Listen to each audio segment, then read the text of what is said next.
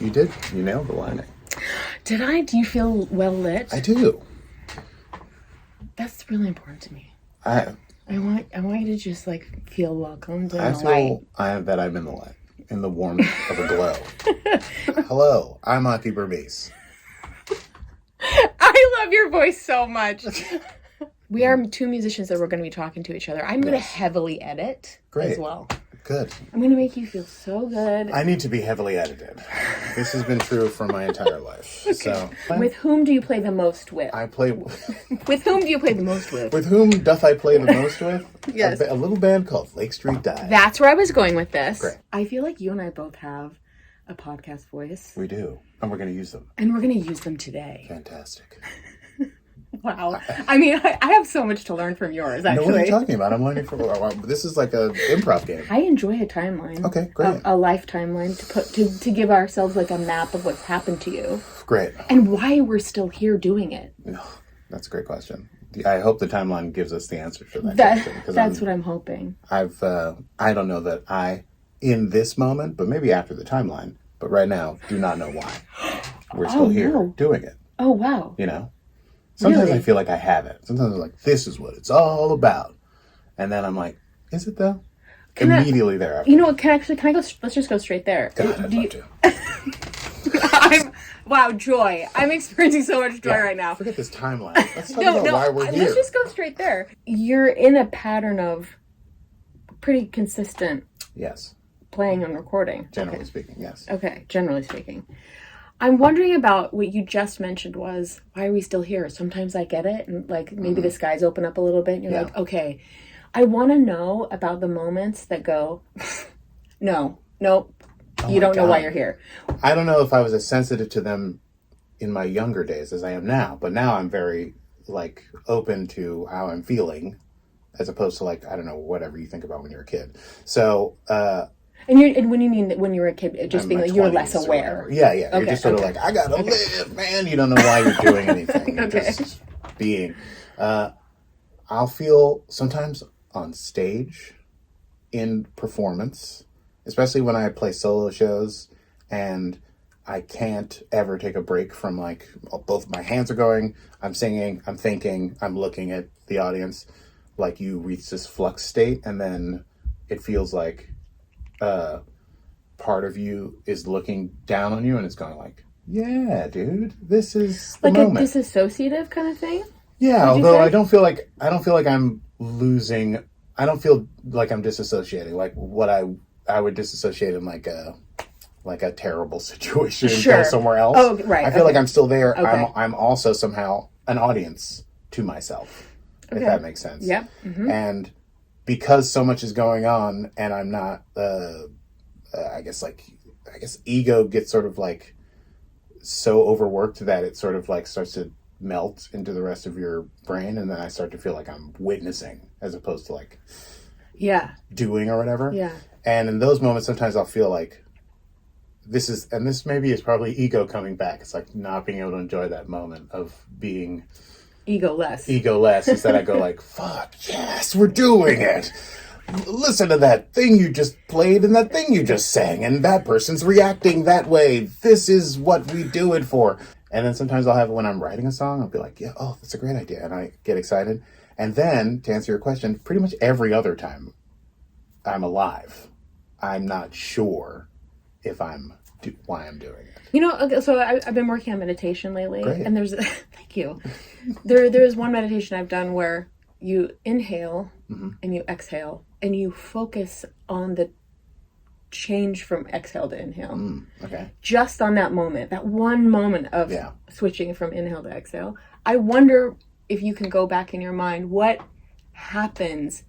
What is the thing that happens that turns like joy to complete? I don't know if it's cynicism or if it's like realism, or if there's like a capacity, I think, especially in our American society, to be like, are the arts important? That question, that way, like, which like is indicative of two things. One, we sort of go, arts are critical, but then also we're like, but how critical? And so I feel that. And sometimes. Do you also feel like, oh yeah, they're not? It's like, not that not that they're not, but like you have those like when I'm working opposing. on something, I'm like, why did I spend the whole day writing 2 lines, one of which I'll probably get rid of in this song, right?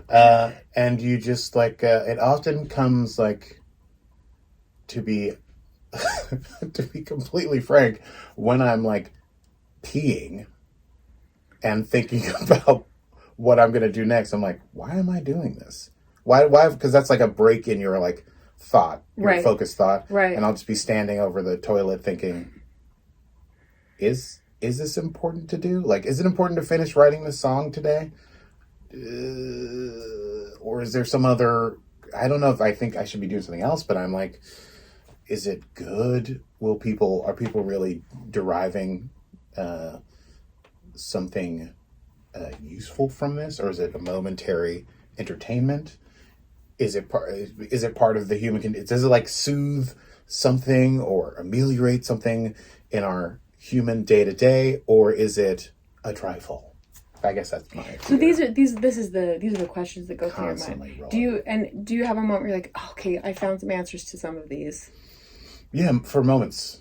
I often wonder at the end of a show, even in the moment when people are like clapping and you're leaving the stage or something, like, did I do the right thing? I identify with this so intimately, like, and and you're right, like, as I've aged, mm-hmm. I feel way more aware of these questions and being very existential about my experience and questioning my own reasoning for doing what I'm doing. As I age, the answers become actually less accessible, more questions and less answers. And maybe that's the beauty of it, right? Yes. Maybe that's the beauty of making art, is that no matter what, like, as you get older, it just becomes more expansive. Yeah. I love to participate in other people's ventures. When I find someone else's work to be enriching to me, and if they ask me to participate, then I find that I'm like more, I get derive more satisfaction and have more drive to be part of something than to lead something. That's been an issue. Yes. For my career. Sometimes it doesn't click on stage, like you're not feeling that immediate connection to the audience. That makes you feel like, I'm casting spells up here. I'm fixing the world. Sometimes. 90% of the time, that's not happening. But when I'm, like, even literally singing a harmony with someone else, I'm like, this feels like it's part of something wonderful. Because I still enjoy music. The experience of seeing a show or hearing a show can be what I would say ruined for me if I'm too analytically brained in that moment. But sometimes you just can't help it. It kind of takes you out of the present moment of just performing with someone or playing with someone. Yeah. And also, you said something I noticed. You were like, if I like their music, and you didn't say it like that, but if like basically, or them. That's the other thing is. Well, we were talking about good before. I know that was off camera. I love... So off camera. Off mic, we had a conversation that you'll never hear. Actually, do you want to tell the story again? Sure. Years ago, there was a place not far from where we sit today where you could get late night Indian food. And I was working such hours that at 3, 4 in the morning, I'd be like, I'm so hungry. And I would go to this place 2-3 times a week. And there was a guy who worked there late at night. He was often alone in this somewhat large like restaurant, and we would have conversations while whatever happened while I ordered 8 samosas to eat in the car. So he once asked me, he said, "You're here so often. Do you think the food is good?" And I told him I thought the food was delicious. It is good, and he posited to me that it was the goodness in me that allowed me to experience the goodness in the food. And that is a complicated thing that we were wrestling with, how that works before we started recording. Yes. But I love even if it's not true. That's one of those things that's like, it's almost like art or poetry. Like, even if it's not literally true, it's a beautiful setup. Well, if we're going to talk about truth and art... Well, gosh. You know what I mean? Should I have even Should we have even gotten there? I shouldn't have said it. Let's go back to doubts. It's easier to discuss. Well, you brought up goodness, like good. Mm-hmm. Well, this makes me think of something that's come up for me recently as well, in reference to like good, like what is being good, confidence in releasing one's own work, confidence when you're collaborating with someone. I was doing some writing, so I try to write just like subconscious writing, blah, blah, blah, blah, in the morning. Yeah, and I've been thinking about my relationship to my work, and I started writing, and my hand just went. Music requires nothing of me. It asks me to do nothing. It doesn't want me to come over. It doesn't want me to make it lunch. It doesn't need me to arouse it. It doesn't need me to be attracted to it. Nothing. It doesn't call me up. It's not like, hey, can we go? Let's go get some samosas. It doesn't do any of that. Yes. I need to ask myself to go to it. I go to it. It's probably the hardest thing for me to do in my life is to ask myself to go to that place. Sure. Because for me, it's like, I mean, that's a whole different topic of how that works for me. Yeah. But I wonder, because so many people talk about muses. Oh, God. And talk about the magic of being... And they get lost in it. They're addicted to it. All they want to do is music. That's all. I'm wondering... So for me, I feel like it's a little bit more of a fraught relationship. Yeah. And when I am disembodied or disassociative, when I go to that place, I get lost in it. I come out and I'm like, I don't know who did that. Sure. So, and that's a hard place to get to, but it's a hard place to come out of from there. Yeah. That's my quick summation of my process. Great. I'm curious in terms of like your relationship to the work. Great. Okay. I'm processing what you've said. That's fine. Take your time. And I love it. I cannot. I've tried. I have tried. Wait, you tried what? Communing with music in this way? To have a muse. A process. It's a writing day. I shall wake up with the dawn and... yes, you've done this trick too? Oh, yeah, 100%. God, yes. Now get down to it. And I'm like... sharpen a pencil. Oh, my things are laid on the table perfectly. Oh my God, all recording equipment's on. Fantastic. And now I'm thinking about my 11th grade birthday party or something. Daydream about that for 2 hours. Write one note. Take a break. You deserve it. You did it. You've been sitting here for hours. Gotta get up. I have that so often. And then what really frustrates me is when I have work to do, when I'm like, I gotta get to this thing, or maybe it's like a performance, or like, I played weddings for years. On the drive to Syracuse, a 6-hour drive or something, while I'm like trying to memorize this, Rascal Flatts song, suddenly a great idea that I do want to, I have this like motivation. I was like, if I could just sit down for an hour and write this thing out, this is the time for it. And you're in the most inopportune time ever. Happens to me. It happens to me. It's me torturing myself. It's like my subconscious being like, I'm ready to work now. And you're like, no. So wait, in that moment, I'm curious. So in that moment, what do you do? How do you help yourself? You just have to let it go? I have an elaborate system of iPhone notes, voice memos. If I'm actively driving and I can't pull over or something, and it's like let's say it's like a song, it's like a melody or like a phrase or something, I'll just repeat it to myself ad nauseum for however long it takes to get to a place where I can record it. And how often do you revisit those ideas? Oh, never. No, that's not true. Welcome to my iPhone that is full of like blank voice memos. Yeah, that say like untitled voice memos. Something lane.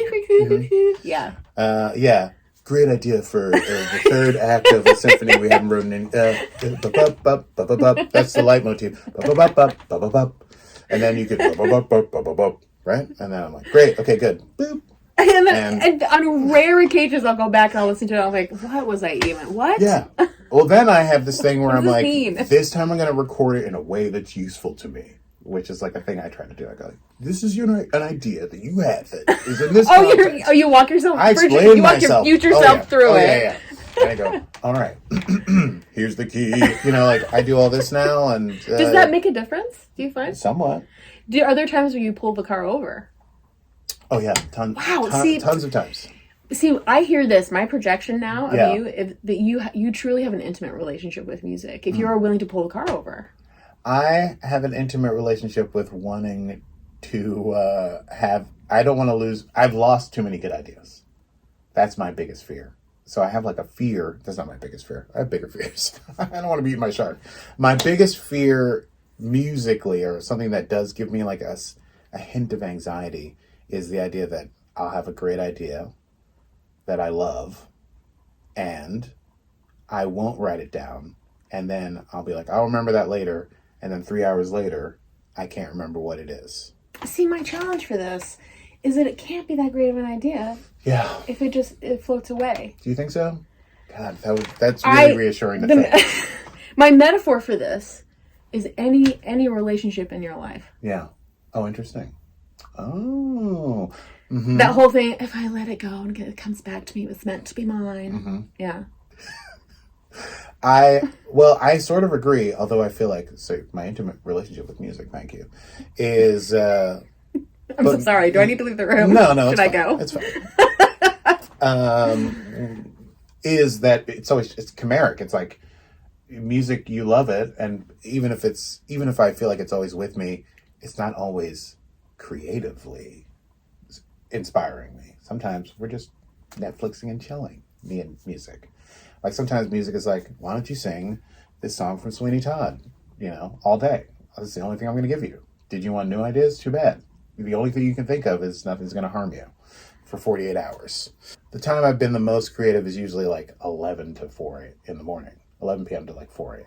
That's when I really feel like, because I just sit at the piano or I just like sit in front of it. And sometimes I read a book and then I go, oh, cool. That idea makes me want to write something down. That leads me back to the piano and then I do stuff. That's when I feel the most, the things are all hitting at the right position, not at 10 in the morning when people are like, let's get together around 9:30 and like we'll write until 3, and I feel like I'm just lagging behind everyone else who's awake, who's like that's when they're that's their most productive time. Yeah And I feel like I'm like, if I could just take this home and like mess around with it for a little bit, I can come up with some good ideas. Which is often what I do when I'm collaborating. Because do you find that privacy or alone time is the most fruitful for you? Possibly. Also, the people that I have written with the most are very used to this. They like come up, maybe they bring their idea or I have an idea, and then I say, okay, this piano thing and melody, I have to play this now for 45 minutes straight without interruptions, trying out stuff. Yeah. And I can't settle on, even if it's like the second thing I do that I think is good, which is also now why I record every noodling thing I do. Yeah. I have to play every variation and I have to go down a little rabbit hole where the whole thing is reharmonized or is in retrograde. Why did I do this for retrograde? I got it. I have all these little changes and then it's in 3, then it's in 5, and then it's in 4, and then it's back to whatever it was. And then I feel like after like an hour when I've exhausted everything I could think of. Yes. That's when I'm like, I think I know what we can do with this. Yes. But otherwise, I can't do that with someone else sitting like, waiting for me like, can you breathe brilliant faster? Read a book for an hour. I need... go wander. Go eat some samosas. Yeah, go eat. Hey, you know what? Go pick up some samosas. Get out of here. Sit here. Do you feel self-doubt? Why do you... I want to go here because... I've talked to some very wonderful people recently. Very I love their work. Great. They also struggle with going, I have finished a project and I'm never going to release it because it's not good enough. Yeah. I can't show it to anyone or whatever the narrative is. And there's a little bit of that for me, and that actually keeps me from creating more and more and more. Yeah. Is where I sit down at the chair, I sit down at the computer to record, and it's like, I gotta make my bed. That's interesting. I forgot to shower. Yeah. And I know that's a part of there's a lack of self like, I know you can do this and you're going to put out something good and it doesn't matter what anyone else thinks about it. Like basic, like confidence level stuff. Do you have that voice? Do you have voices like that? Or my stuff isn't good enough. I can't see this through. I'm not going to see it through. I do have that issue. You know, I have this song cycle that's about this alien that lands on Earth and falls in love with a human, and they sing songs back and forth called the Alien Love Songs. You can't look for it anywhere because I haven't put it out. But I was like, I'm immediately interested in it. Too bad. Okay. I've once thought, and I have. So, how many Alien Love Songs are there now? We're getting up to 40. In 2015, I got together with my trio and I recorded all the ones we had to date, which then was like 28 or something like that. And I was like, this is going to be the Alien Love Songs. So we recorded it all to tape. And I was like, yeah, because I don't care. I'm going to do things my way. I'm like an iconoclast. And then we left that 3-day session and I took my tapes home and they've been under my bed ever since then. Why is that? What do you, can we dig into that? Yeah. And the Alien Love Songs I've been writing them since college. And initially I just wanted to write like these like big love songs. Just like dramatic. Outside of aliens. No, with aliens. No, sorry. Yes, I was specifically. Like, what a great story. I don't know. Yeah. Oh, this story specifically. Yes. Oh, yeah, okay. Yeah. I was like, it's got everything I love. It's science fiction. It's songs. It's story. It's like epic story.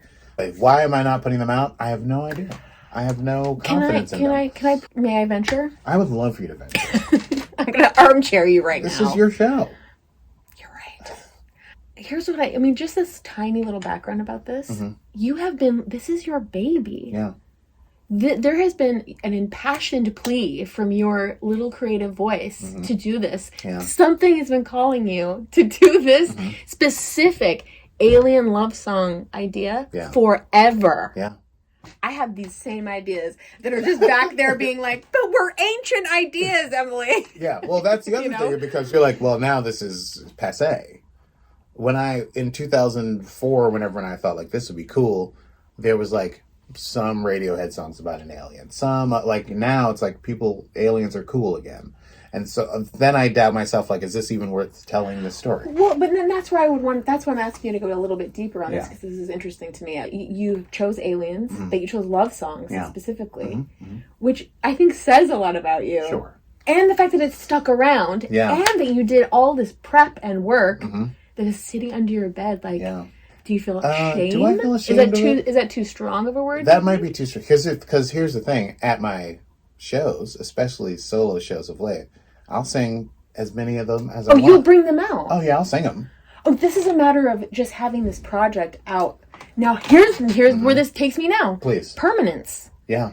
I have a fear of permanence. I love this. Great. Yeah, I don't want... Yeah. I'm sometimes... Like, if I put it... Like, how much work have I done where I'm like, this is a limited time. I'm going to make sure that this is only available to you for 1 week. Or this is only live. Like, there's a restriction to this. You can... And then also in my mind, I'm like, it will get more people to listen to it. You can only do it this once. Yeah.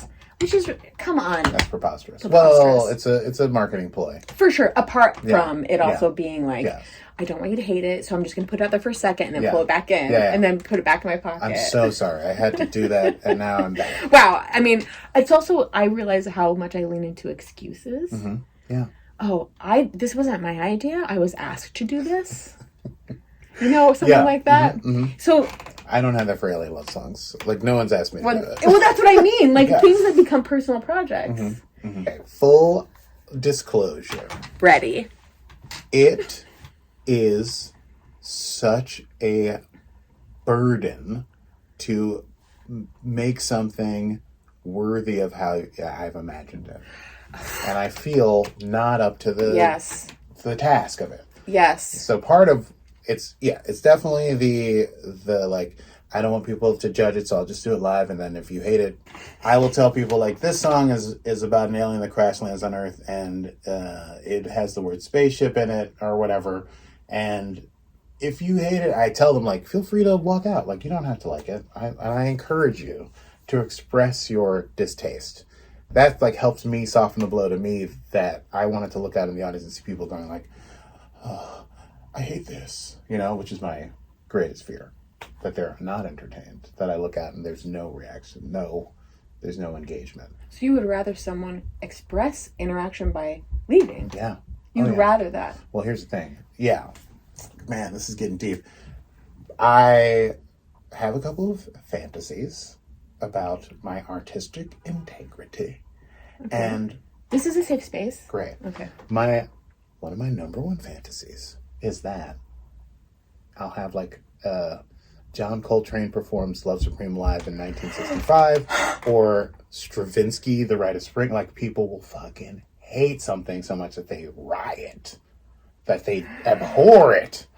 Why do I have that fantasy? I don't know. It just feels like that would be that's like imagine, as much as you might feel like, oh, people don't like my stuff, their reaction is so visceral and emotional that they hate it is almost like as much as if they loved it. That's exactly right. I was taught this by my high school Mrs. Allison Dunn. She's like, it's not the worst thing you can do is not hate something. Yeah. Love and hate hold hands. Yeah. They are so related to one another. Mm-hmm. It's if you are apathetic about something or someone. That apathy hurts. If you have no feeling or thought towards a thing at all. That's when that's the worst. That's, I guess, when getting back to when people compliment you at a show, I'm like, maybe they're apathetic and they're just being nice. In fact, that's what I assume. I feel like, that was a great show. And they're like, all right, bye. You know, that they're really like, oh, I can't say it was bad. So I was here and I had a good time. Bye. And I would wonder also if part of that expression of, if you don't truly absolutely just love it and just you're eating it up, and I would rather see you hate it, is that for me kind of the symbolism in that action would be, I'm truly leaning into who I am. Yes. Yeah. Mm-hmm. This is my authentic self. To get that kind of reaction, I am not, that's it. That's who I am. Yes. I am living my truth if you leave the room in some way. Oh, yes. And also, what greater confirmation could you have for your art connecting to people than if they hate it? Like, that means you truly had an impact. I mean, it would be a terrible situation, but also it would be so wonderful to have the confirmation that what I'm doing is important. Because people react that way. Do you have a personal experience of watching another artist do that for you? Like, create basically a spirit, whatever you want to use this word, but a spiritual experience.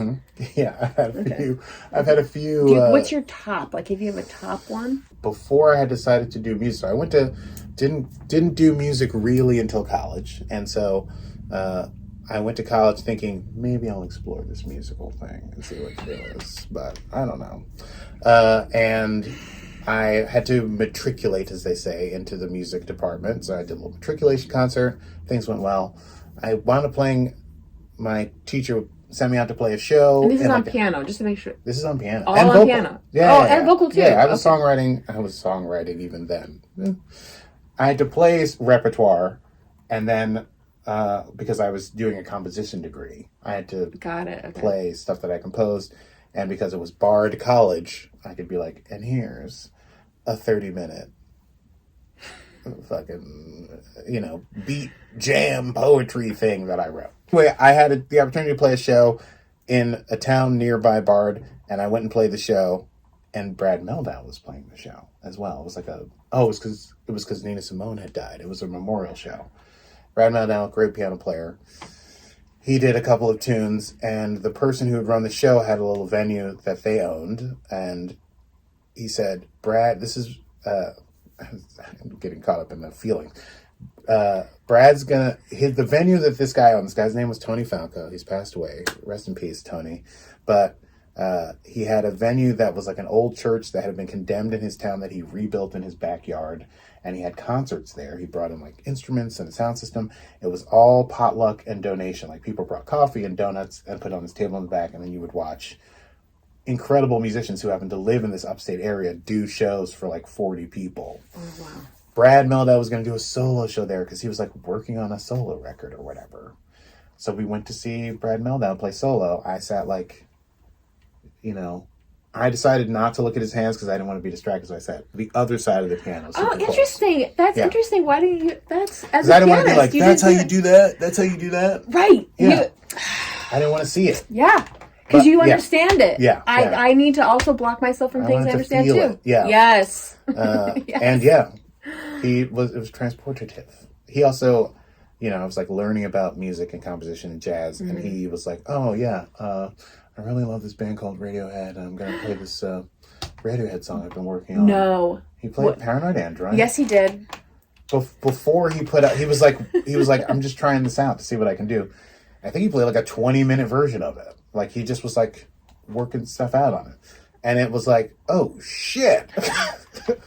He's just playing piano. This modern music, it can just be on piano. It can have a ethereal effect.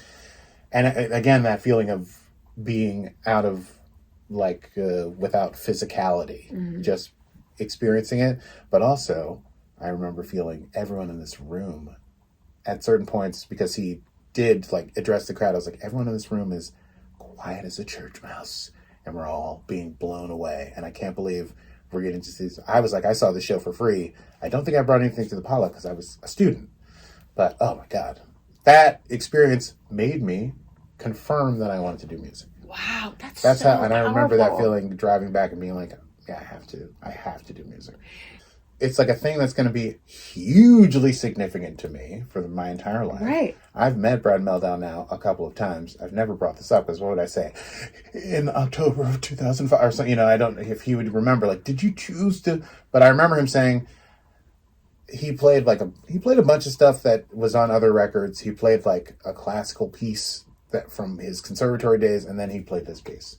But I remember him saying, this was the moment. It was this moment specifically? 100%. Yeah. Wow. He was like, I'm going to play, I don't know if you guys have heard of, because we were the only young people there. Oh, like everyone else there was sort of an adult, and he wasn't sure if they were hip to Radiohead. Sure. And he was like, so there's this band called Radiohead, and they're doing a lot of incredible stuff and like modern rock pop music, and this is a song I want to try and do some stuff with. The whole night was very informal. He was like, I'm going to do this, I'm going to do this. He like kind of was just, I think this was before he had put out like solo records. He had been a trio for so long. Of all the tiny little steps that had to take place in order to get you to that show. That's what I was trying to relate in that ridiculous story. It's not ridiculous. I love this story. And I think that's what I think about. I think of these, if I'm being incredibly, like if I go into my like gratitude brain, I'm like being so grateful. And one might even say that because of that moment, that's why you're here in my bedroom right now. Yes. The magical bedroom. Which makes me feel so grateful for that choice that he made that day. Yeah. And then I'll wonder, like, would I have had another eventually moment, maybe somebody else. Yeah. Right. Because was I seeking that moment in that time? Was I looking for... To take it back to our little opening metaphor here, the goodness was in you, right? Gosh, I hope so. I think so. Was it just there the whole time? Just like, all you need is a little... I needed goodness. I needed to have my goodness particles enlivened. Like a quantum, entanglement. Like something good was happening there, and it started to create a magical experience inside of me. And I think the thing I'm trying to remind myself as I get older is that this has everything to do with you. Yeah. The responsibility, great. He did a great job. Good job. But you had to be open to it. You know what I mean? You had to allow yourself to receive. And, so this is what I want to get back to. I'm trying to have faith that and this is part of the idea that happened that night, actually. If I worked super hard at getting the craft together and getting connected to music as like a language, as an art form, then I could create that experience for someone else. Yes. Which... I don't know if Brad Mehldau walks around being like, yeah, shit, I cast magic spells, man, turns regular people into musicians. I don't know if he thinks that, but that's how I felt. Like, he, transformed me in that night. And I wonder if you ever get to know, if you just have to, your life is just suffering, not ever being sure. But one would hope you work long enough, you get to be that experience for someone else. Right, and it was up to him to just do what he was going to do. Yeah. He's fulfilling his own joy. Yeah. And you had to be open to it. God, I love it so much. And in a moment of uncertainty for him, he was like, this is a thing I might be doing. That was huge for me to be like, cast all my doubts into the wind and just go for doing music, which felt crazy. So magical. Also, my credit to my advisor, Kyle Gann, great composer, who, when I told him, like, well, it's, I'm thinking about what to do and maybe I should, study this class or something to have something to fall back on, Kyle Gann said, I never told my parents this because they would have hated it, but he said, if you get something to fall back on, you'll probably fall back on it. The thoughts and comments of Akie Bermiss are not those of hot black coffee. Yes, he told me that, and it made me feel that was all happening at the same time. It was like after a matriculation concert, seeing Brad Meldau, talking to Kyle about what I should do, and he was my advisor, and he told me not to fall back on anything. I was like, great, I'm just going to go for it. Wow. I'm just going to do a moonshot. Wow. Yeah. And here we are. I'm so affected by this. We made it. Okay, Akie, I think it's time to pick a jam. Great. I have not figured out copyrights and stuff like that. I can't help you. I Well, didn't get that law degree to fall back on. I can't advise you. You'd be a great lawyer. My I would listen to your closing statements on repeat. grandfather's girlfriend. After my grandmother passed away in like the 90s, she would always say like, "Oh, the little lawyer." So I always thought like, "Oh, maybe I'll do law school," because I talk a lot, and I was argumentative, and so I always thought I would do that, but thank God I did music. Have we yet argued? I only argue for fun. Well, I also argue for fun. Well, we've sort of had. We did. We're not arguing. Maybe we're about to argue, depending on what jam you pick. And then you immediately rebutted That's right, it. you're right. I was like, great. I had such a wonderful time. Okay. Okay, you have a jam in mind. Now, Yeah. Do I know the jam? Is it like a jam I would know? You have to know this song. Yeah. Okay, so what I'm going to... I will love surprises, so I'm going to have you Spotify it. Great. Play it, and I want to, like, be shocked. I hope you like it. I mean, that's generally the jam of the day, is that I have to like it. I'm going to play. Just hit it. Mm-hmm.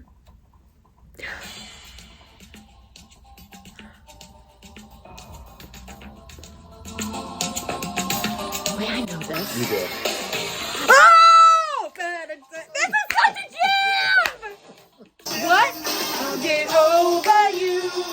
I know I will. Yes! Wow, Akie, you showed up. Thanks. You showed up. Full disclosure, I've been listening to this song every day for 8 months. Wow, why? It came to me one time when I was walking around the house like last year, and I was like, God, I haven't thought of that song in such a long time. And I looked it up and I listened to it, and I was like, is this song the best song ever? It's tickling a certain thing for me. They're British. Go West. They're called Go West. They're a British pop duo. Released in 1990. What a year for music. I don't want to say they're a one-hit wonder, but... Oh, they really are. You really, really showed up with this. Lyrically. I've never studied this song. Let's talk about lyrics. The lyrics of the song are incredible. It hits so... Can I just say, before you... Go. It's a song about a sad subject, and it's such a bop. It's so fun to listen to and dance to and sing, and it's such a tragic tune. And I'm talking about songs that are totally tragic and a bop. Yeah. Why do that? I don't know. And how does it work? Yes. And why does it work that way? Well, because you... But they also found there's certain melancholy, like, chordal things. Not to get... But they no, do I want it. Things People love it. They do? Akie, I'm watching this. Oh my gosh. You have no idea how many people are dropping into my DMs. Are like, I have no idea what you're talking about, but I love it when you talk about theory. I'm like, okay, I flunked theory. Great. My freshman year of college. You flunked. The chordal movements. There's a lot of inversions that give you like a sort of unresolved sense of like. We're gonna look up the chords right now. Great. Keep talking. Do it. A sense of. Longing, because you don't get your chords in root position. You don't get like a nice root chord. You get this weird like stacked chord, and it makes you feel like.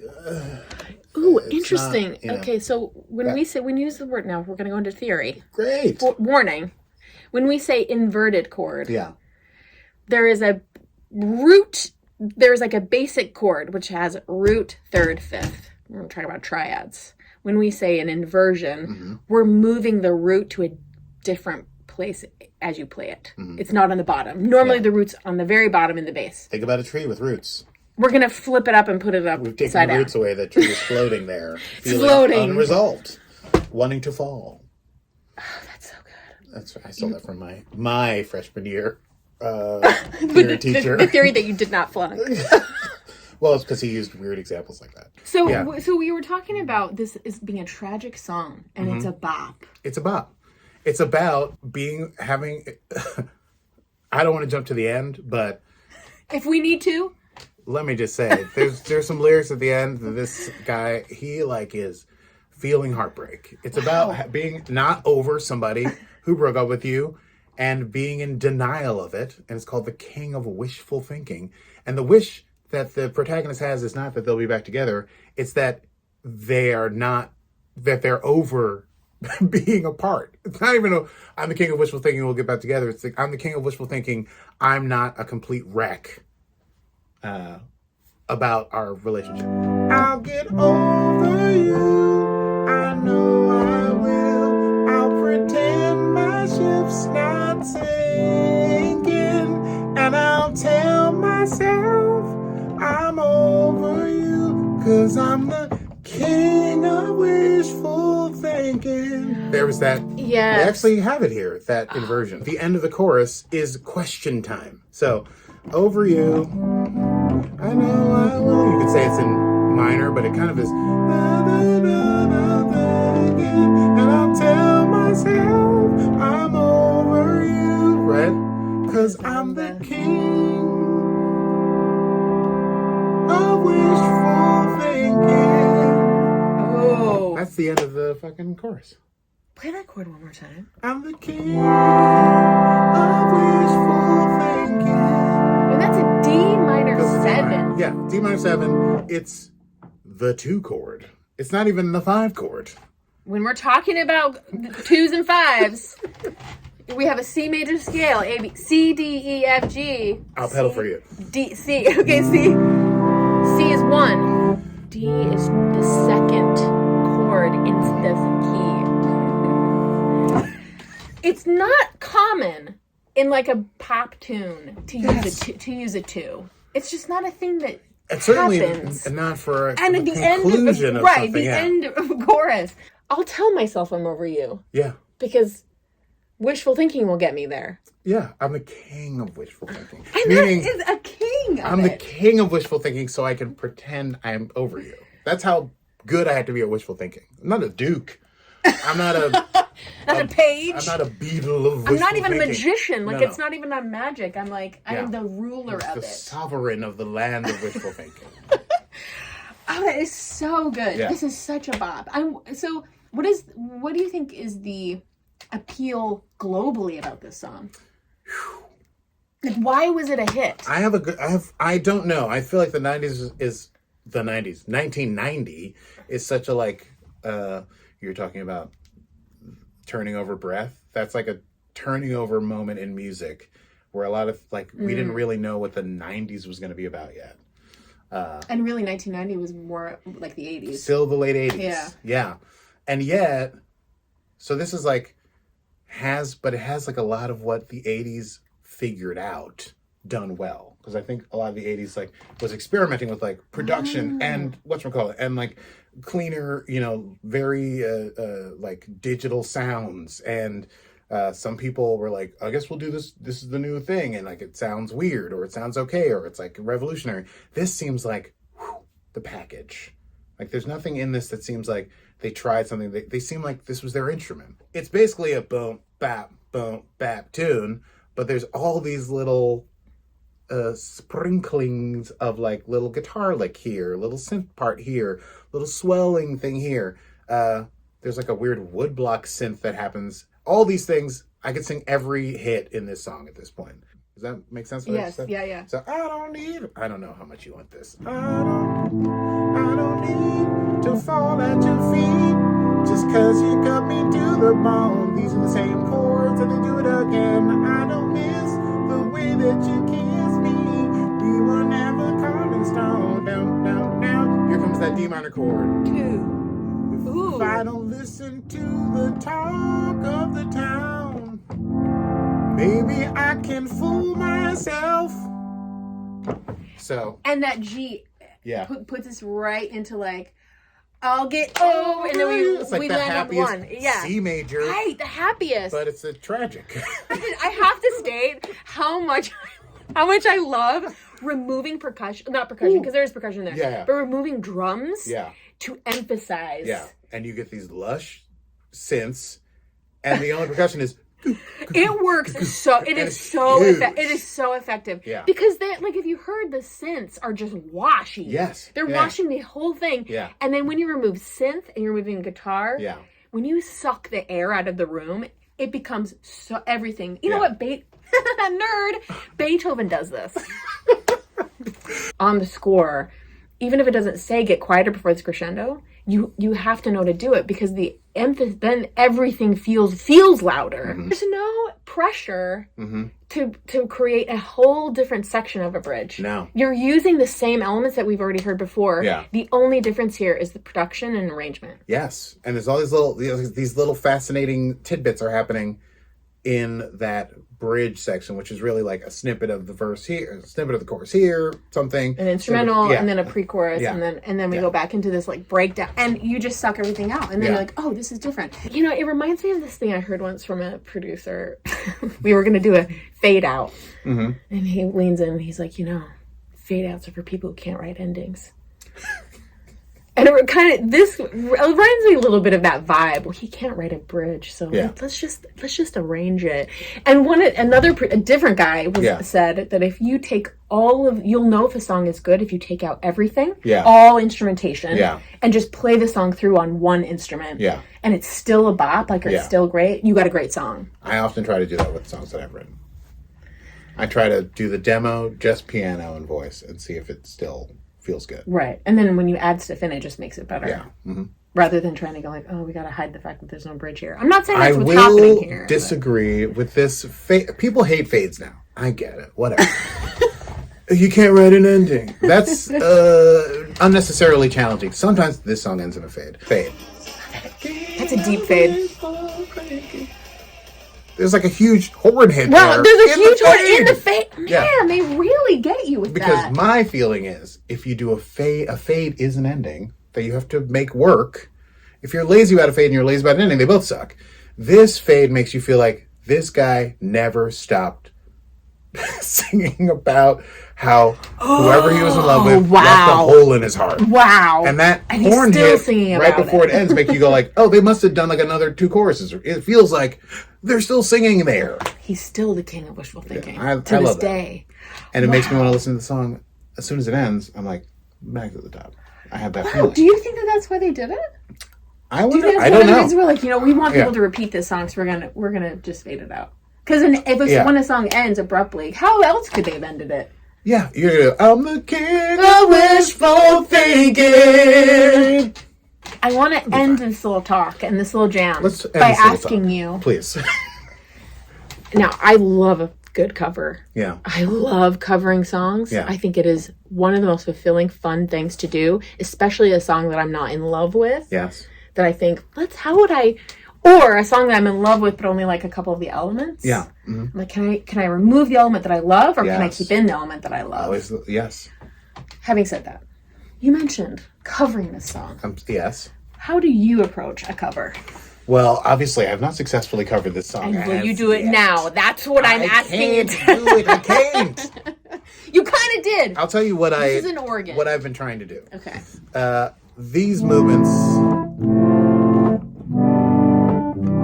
That's the crux of the tune. Right.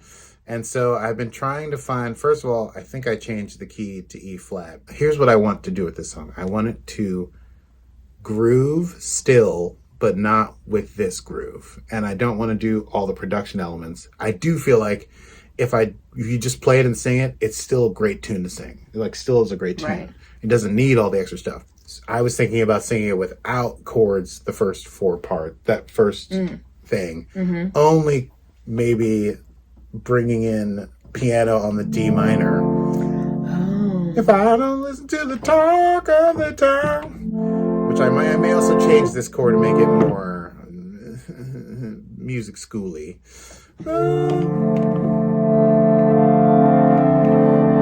I think I could do something with that. I'll listen to the talk of the town. Something like that. But, what are you doing to me right now? Oh my God. What chord is that? The tune, according to this chart, goes from D up to F. Yes. I thought, and the melody goes like that. Yeah. Maybe go from D down to B flat. Right? So, like, a side note, in C major, there are no flats or sharps. Sorry, yes. So I'm borrowing a chord. It's something that shouldn't be in the key. Yeah, because this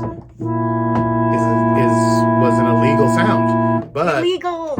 The talk of the town. Now, Could be cool. For those people who are trying to arrange, like maybe try to do a cover, the thing that I also liked, which I noticed you're doing, you're taking the melody notes, yes, and just putting them at different chords, yes, that also contain that. That's note. the immediate first step, right? Is to be like, well, whenever I try to cover a tune, I will learn how to play the melody of it, just so that I know all the notes of the melody. So there is the intuitive part of it.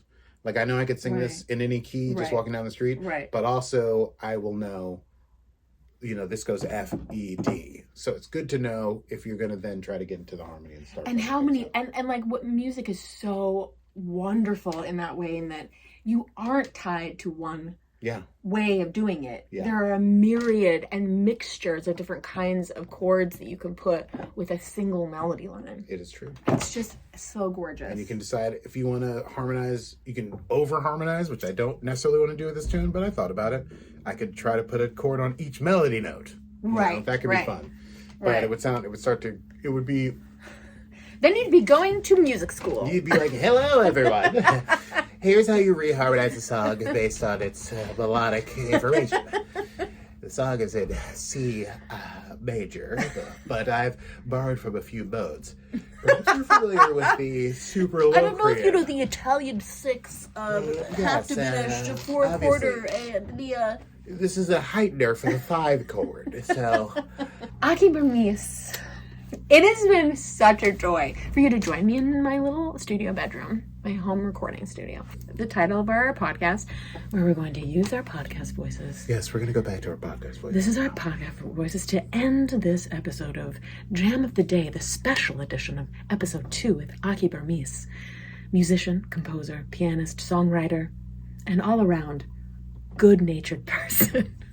You have a lot of goodness in you. Thanks for having me. You're welcome. This has been Hot Black Coffee. Soup's up, or whatever, I don't know. Soup? Right, ended on soup. Yeah, soup. Do you have anything else you want to say? Or add? Nothing I can remember. Or promote? No. Good. I don't promote. As we discussed, I don't put anything out. And I need to hear this alien love song, I have to say. I hope you have 3 hours sometime, because that's how long it will take. But I keep threatening to the people that I've recruited to play with me know all of them, because I've taught them to people to sing them, but I've never. Anyway, I will sometime. Okay. Yeah. Thank you. It means a lot you came here. It means a lot to be here.